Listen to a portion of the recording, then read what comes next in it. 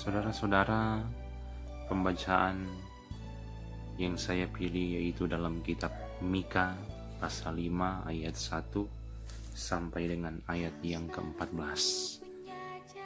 Silakan saudara-saudara membaca terlebih dahulu bagian firman Tuhan ini sebelum mendengarkan khotbah ini supaya boleh memahami dengan baik apa yang saya sampaikan, dan kiranya ini boleh menjadi satu motivasi sekaligus referensi bagi kita semua. Ketika orang memasuki bulan Desember, saya rasa situasi yang berbeda dirasakan oleh kita semua.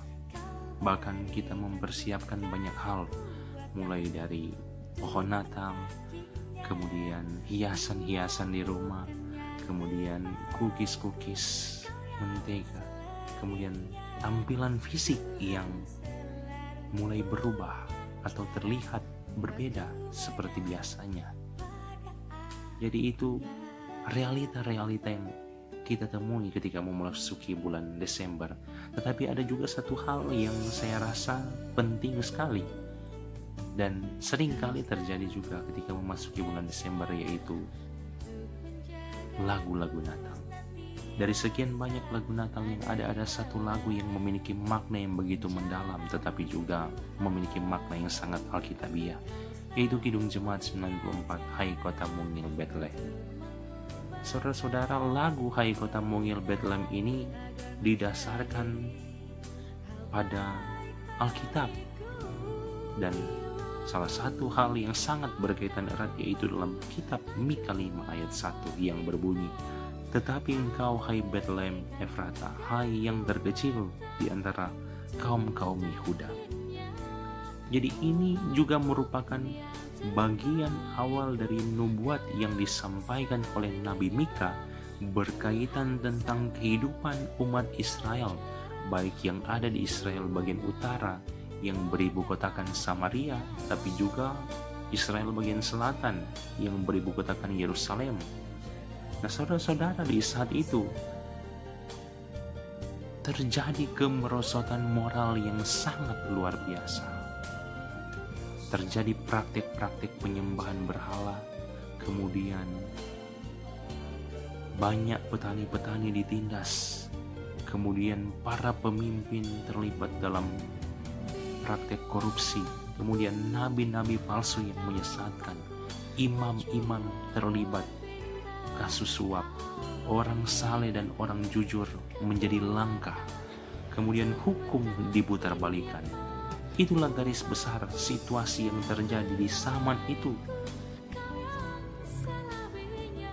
Dan ketika orang menjalani kehidupan, mari orang bayangkan bersama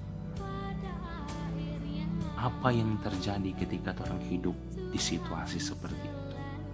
Bayangkan ketika orang hidup dalam situasi para pemerintah memiliki moral yang rusak, kemudian imam-imam dan nabi-nabi memiliki moral yang rusak, kemudian masyarakat sangat menderita dan hukum diputarbalikkan. Tentu itu adalah situasi yang sangat sulit. Inilah situasi yang terjadi di sekitaran abad 8 sebelum Masehi, ketika Nabi Mika melakukan tugas panggilannya di zaman Raja Yotam yang memerintah di sekitaran tahun 751 sampai 736 sebelum Masehi. Kemudian Raja Ahaz yang memerintah sekitaran tahun 736 sampai 716 sebelum Masehi, dan juga Raja Hizkia yang memerintah sekitaran tahun 716 sampai 700 atau 687 sebelum Masehi. Tetapi sebagian besar situasi yang terjadi dalam nubuatan-nubuatan yang dilakukan oleh Mika atau situasi-situasi kemerosotan moral yang terjadi yaitu di zaman pemerintahan Raja Yotam dan Raja Ahaz. Karena di zaman Raja Hizkia mulai terjadi pembaharuan yang sangat luar biasa, pembaharuan ke arah yang lebih baik, karena Hizkia termasuk raja yang benar di mata Tuhan, yang berusaha melakukan pembaharuan yang begitu luar biasa. Dan Mika menubuatkan bahwa akibat-akibat dari dosa yang dilakukan, maka ada hukuman yang akan Tuhan berikan bagi umatnya, karena Tuhan sangat membenci dosa.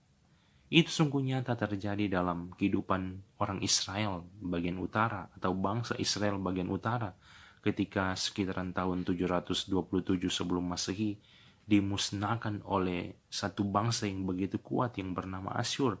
Jadi di saat itu orang-orang di Israel bagian utara dibuang di berbagai wilayah taklukan dari Asyur.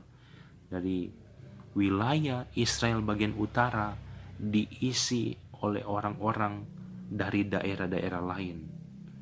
Dan oleh karena itu, wilayah Israel bagian utara yang telah diisi oleh orang-orang dari daerah lain, maka daerah itu mulai dikenal dengan bangsa kafir, karena diisi oleh banyak bangsa-bangsa yang tidak mengenal Tuhan.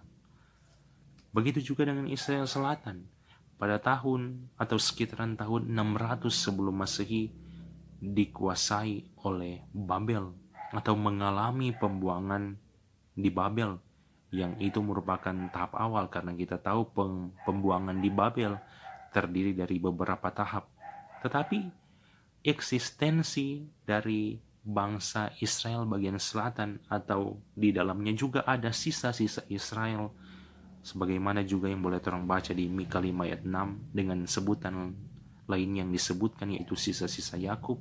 Eksistensi bangsa ini masih tetap berlanjut. Dan saudara-saudara, bagian berikut yang boleh orang belajar dari bagian perikop ini yaitu nubuatan tentang kehadiran Mesias akan mengubah hidup Israel, bahkan seluruh umatnya. Ketika orang baca dalam bagian firman Tuhan ini mengatakan bahwa Mesias akan muncul dari satu daerah kecil yang bernama Bethlehem. Bethlehem ini adalah satu daerah yang tidak populer secara politik dan secara ekonomi. Orang-orangnya adalah orang-orang kalangan bawah yang terdiri dari petani, gembala-gembala dan sebagainya. Dan juga dalam nubuatan ini disampaikan bahwa keberadaan Mesias itu sudah sejak purbakala atau permulaannya sejak purbakala, sejak dahulu kala, dan kekuasaannya akan berlaku di seluruh bumi. Itu dijelaskan dalam pasal 5 ayatnya yang ketiga. Karena itu saudara-saudara, kuasa dan damai sejahtera yang dihadirkan oleh Mesias atau Raja ini akan berlaku di seluruh tempat tak terkecuali.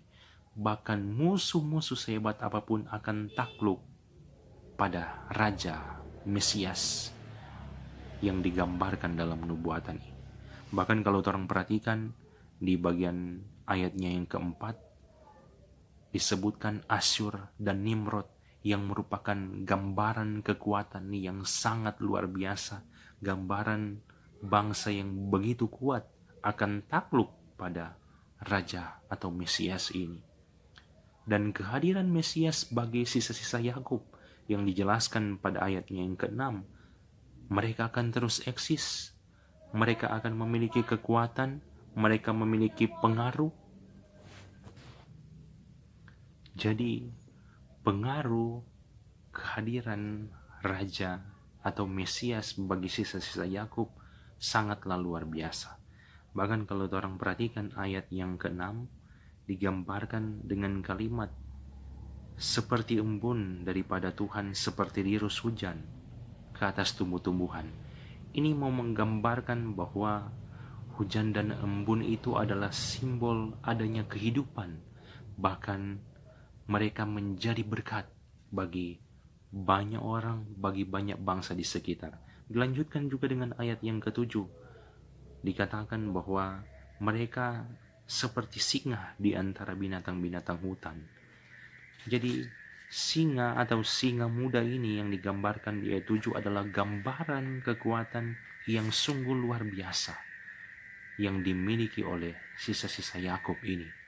Dan satu hal penting juga yang dinubuatkan Mika di akhir perikop, yaitu soal praktek penyembahan berhala. Karena Tuhan sangat membenci dosa, Tuhan sangat membenci praktek penyembahan berhala, Tuhan akan memusnahkan segala alat-alat sihir, tukang-tukang peramal, tugu-tugu berhala, patung-patung yang dibuat. Kemudian Tuhan akan menghukum bangsa-bangsa yang tidak mau taat kepadanya. Itu penjelasan juga yang disampaikan dalam perikop ini, mulai dari ayatnya yang ke-9 sampai ayat yang ke-14 soal praktek penyembahan berhala. Karena itu ketika kita membaca bagian firman Tuhan ini, bagi kita sebagai umat Kristiani yang hidup di zaman sekarang, firman Tuhan ini hendak memberikan motivasi bagi kita semua, bahwa kelahiran Yesus dinubuatkan dan tergenapi di kota kecil Bethlehem. Satu kota yang begitu sederhana, kota yang tak populer secara politik dan ekonomi, kota yang terdiri dari orang-orang yang berasal dari kalangan bawah.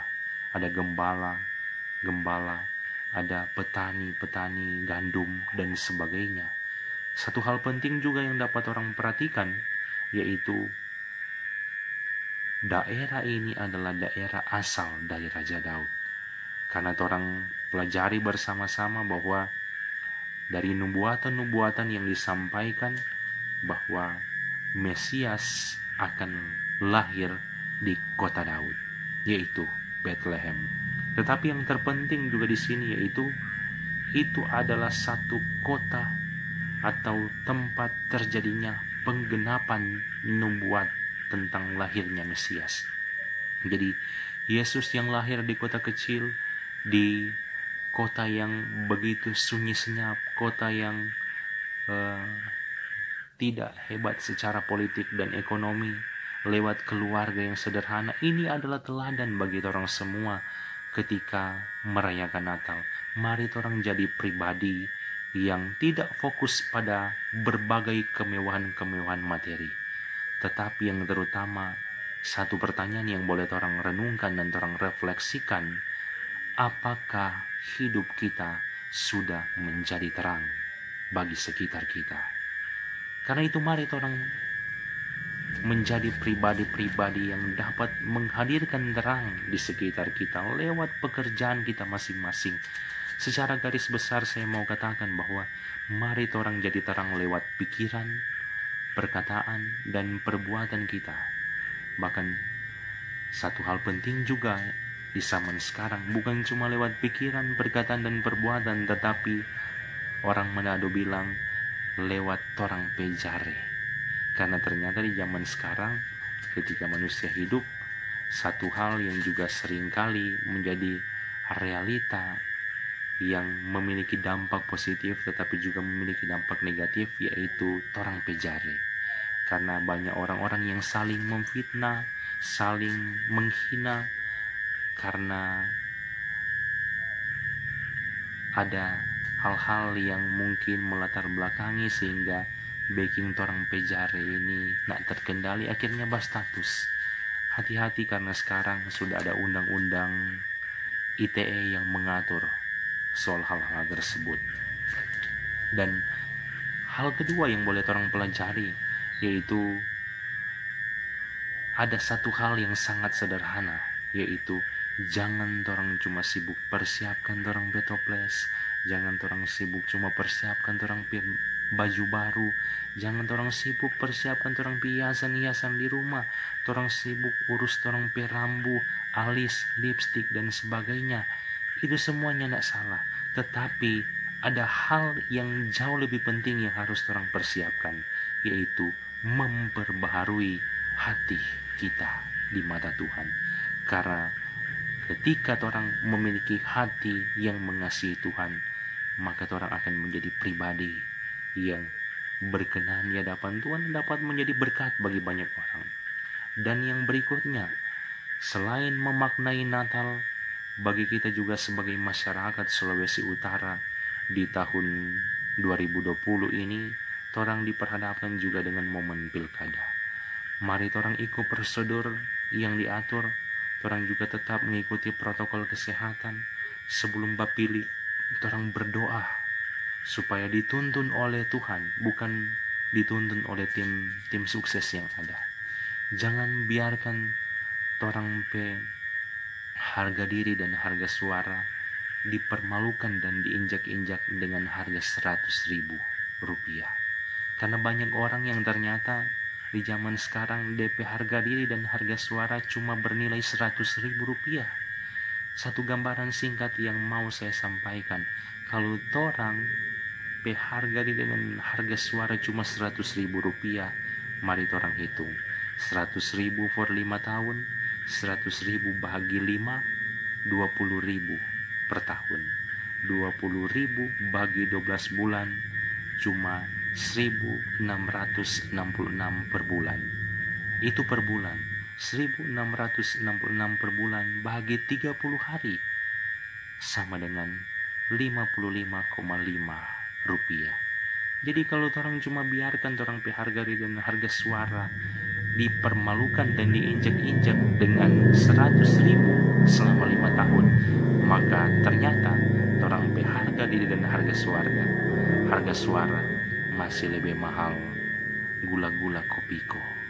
Karena itu mari orang renungkan dengan baik, pilihlah yang terbaik supaya negara ini atau daerah ini menjadi daerah yang semakin baik. Tuhan Yesus kiranya memberkati kita semua. Amin.